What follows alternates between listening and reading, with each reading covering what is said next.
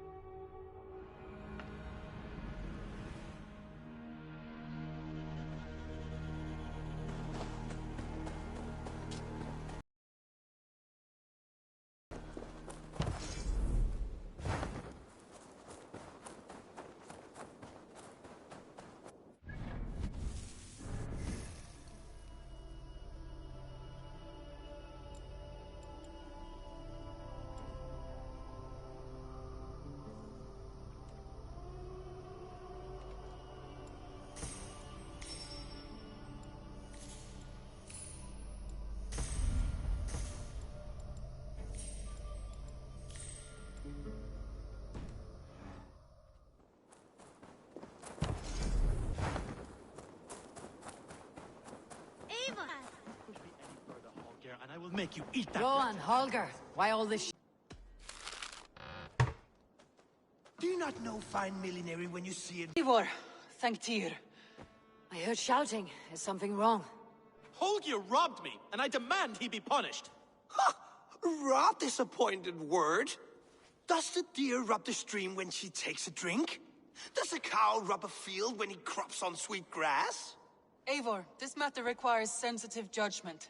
Will you?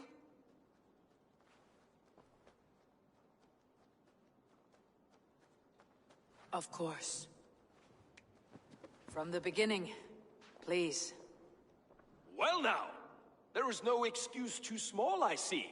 Nothing to keep you from coveting that seat, is there? In Sigurd's absence, who has better claim to oversee these disputes? You might leave them to work it out for themselves, but that would mean letting go, would it not?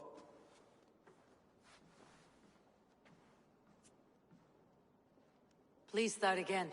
Tell me all that has happened. I will start. I have been falsely accused by this Saxon Philistine. A filly what? Are you mocking me? Silence, please. I'll hear both of your complaints and render a decision, awarding compensation if needed. Understood? Rowan, tell me your version of these events. As you are aware, Holger and I are neighbors. Near enough that I often catch him at my stables, stealing my tools. Borrowing. Holger, let him speak. Stealing, borrowing. My point being, I have always allowed him to use whatever he pleased. I greatly admire your Norse generosity and had hoped to match it. But this morning, Holger stretched the limits of my grace. Entering my stables for their feed, I found my most beautiful, gentle mare stripped of her tail. Bereft, not a strand in sight. I am ashamed to say my natural suspicion drew me to Holger, and how right I was.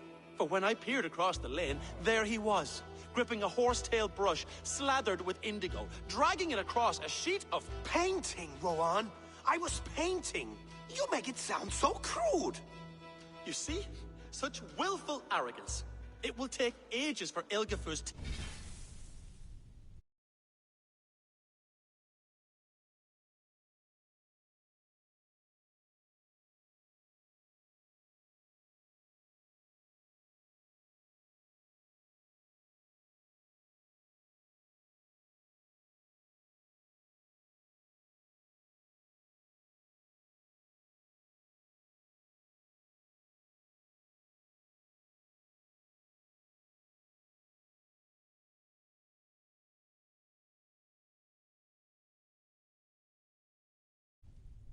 tail to reach its former length.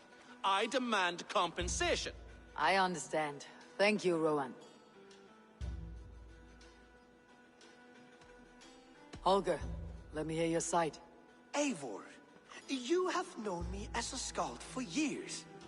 You have seen how my poems bring life and joy and wisdom to our people. And you know that my work requires a certain, let us say, freedom. To make use of rare resources to compose my verses.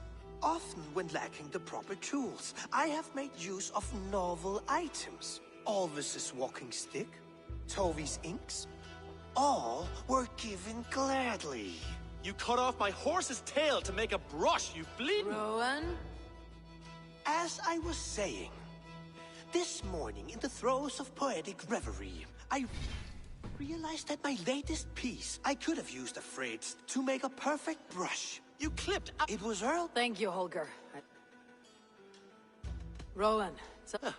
Steve, enter... For when I... You see? I believe I have... My horse looks like a fool. Do not conflate hair with... Quiet, both.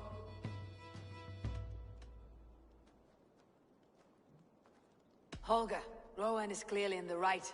You sheared the tail from his horse without gaining permission. I borrowed the tail. Borrowed! Does the reality of regrowth not make this a victimless crime? It is a two-victim crime, Holger. Though they are unharmed, you took without asking, and that will not do. As the horse's value has diminished significantly, you will pay Rowan its market price. But the horse was not for sale. Rowan, admit it. My decision is final, Holger.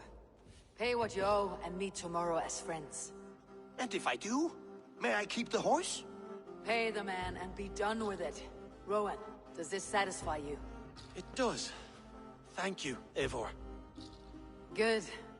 Then by return to your... Would you allow me to pay you with a vibrant painting? After all, in some ways you helped in its creation. Absolutely not. Silver is the only thing I wish to see from you.